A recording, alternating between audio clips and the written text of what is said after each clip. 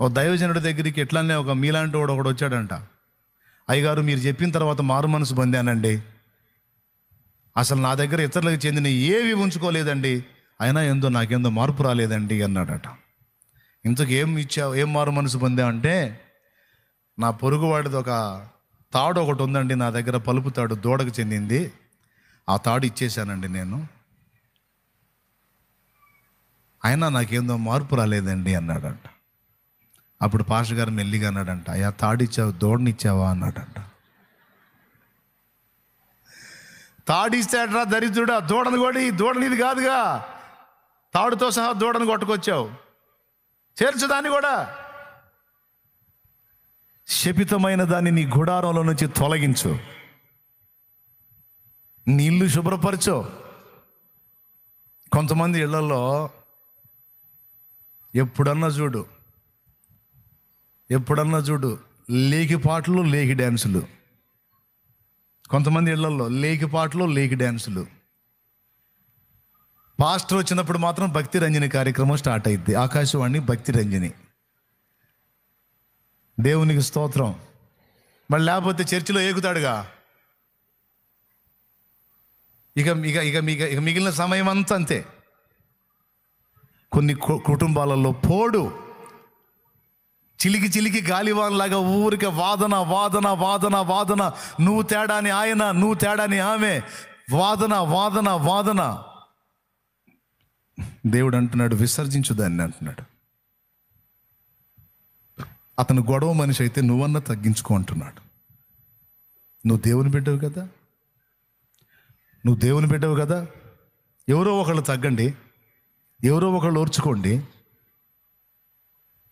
అనుమానాలతో కొన్ని కుటుంబాలు శాపాన్ని అనుభవిస్తుంటే, పోడుతో కొన్ని కుటుంబాలు శాపాన్ని అనుభవిస్తున్నాయి. అక్రమ సంబంధాలతో కొన్ని కుటుంబాలు శాపాన్ని అనుభవిస్తున్నాయి. ఏ కుటుంబాలు ఇవి? అన్యుల కుటుంబాలు కాదు, దేవుణ్ణి ఎరిగిన కుటుంబాలు, క్రైస్తవ కుటుంబాలే. ఈరోజు దేవుడే నీతో మాట్లాడుతున్నాడని గుర్తెరుగు. దేవా, నన్ను దీవించని అడుగుతున్నావు, ఆశీర్వదించని అడుగుతున్నావు, నా కుటుంబానికి శాంతి సమాధానం దయచేయమని అడుగుతున్నావు. దేవుడు ఇవ్వాలనే దేవుడు సిద్ధంగా ఉన్నాడు. నీతో పాటు చాలామందిని ఆయన ఆశీర్వదించాడు. కానీ నీ బ్రతుకు ఎందుకు అక్కడే ఆగిపోయిందంటే, దేవుడు అసహించుకునే శపితమైనది ఏదో నీలోనో నీ ఇంట్లోనో ఉంది. అది నీ ఒంట్లో ఉంది, నీ ఇంట్లో ఉంది. దాన్ని నువ్వు నిర్మూలన చేయాలి. లేకపోతే నేను మీకు తోడై ఉండను అని ముఖాముఖి చెప్పేశాడు ఆయన. ఉందా ఆ మాట? చదివారా లేదా? ఏమన్నాడు?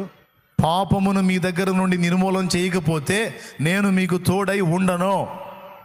నేను మీకు తోడై ఉండాలంటే నాకు నచ్చని దరిద్రం ఏదైతే నేను నీకు చూపిస్తున్నానో దాన్ని నువ్వు తీసేయాలి. కకృతి బుద్ధిని తీసేయాలి, దొంగ బుద్ధిని మానేయాలి, త్రాగుబోతుతనాన్ని విసర్జించాలి. దరిద్రత నుంచి నువ్వు ఎందుకు బయటికి రావో నేను చూస్తాను.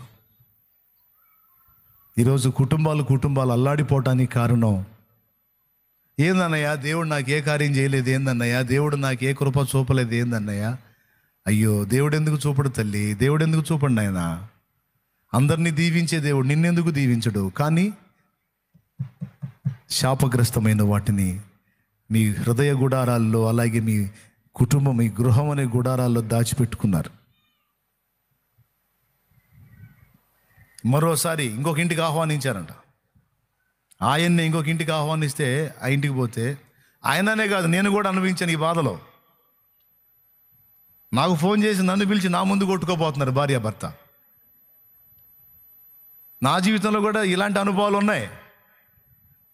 అప్పుడు నేను స్టార్టింగ్లో అవకాశం ఉంది కదా, ఆ 50, 40, 30, 100 మంది లోపు సంఘం ఉన్నప్పుడు ఎవరింటికి ఫోన్ చేస్తే వెళ్ళిపోయేవాడిని.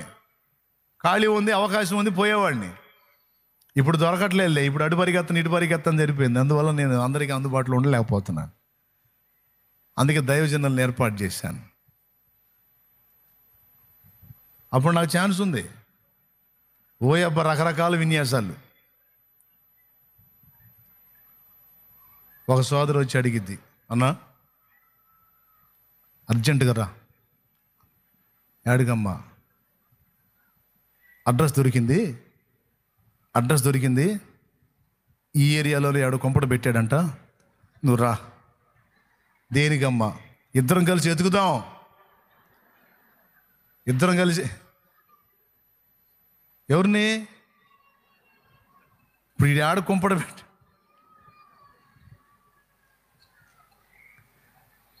అమ్మా నువ్వు వెతికితే భార్యవి, నీ వెంటబడి నేను ఎతికాను అనుకో, వాడు దొరికాడు అనుకో, ముందు వాడు అక్రమ సంబంధం ఏమో కానీ అసలు నీకేమో సంబంధం ఉండి ఎతుకుతున్నావు అంటే నాకు అత్తేంది? విచిత్రమైన అనుభవాలు. అప్పుడు నేనేం పొందకుండా లేను. కాబట్టి ఎక్కడున్నాడో నువ్వే ఎతికి పట్టుకోమ్మా దరిద్రుని, నేను తిరగకూడదులేమ్మా, అర్థం చేసుకో. అప్పుడే కొంతమంది పని కట్టుకొని చర్చికి వచ్చి చర్చిలో కొట్టుకోపోతారే. అయ్యయ్యా ఆగాగు, అమ్మమ్మ ఆగాగు, అయ్యయ్యా ఆగాగు, అమ్మమ్మ ఆగాగు, ఏదన్నా ఆగేది నేనేదో తప్పు చేసినట్టు ఇద్దరు కలిసి నా మీద ఆడతా ఉంటా. అమ్మ చూసే జనం నేనేదో తేడా పడ్డట్టు అనుకుంటాను. మామూలు విన్యాసాలు కాదు. ఎన్నన్నా చెప్పి ఆ పోడు మానుకోరు, అలవాటు మానుకోరు, ఆ గొడవ మానుకోరు, ఆ అల్లరి మానుకోరు. ఎక్కడ ఉంటుంది ఆ కుటుంబంలో శాంతి? ఆ మనసులు విరగనప్పుడు, ఆ హృదయాలు సరిచేయబడినప్పుడు, దేవునికి ఆ మెడలు వంగనప్పుడు ఎక్కడి నుంచి వచ్చింది ఆశీర్వాదం?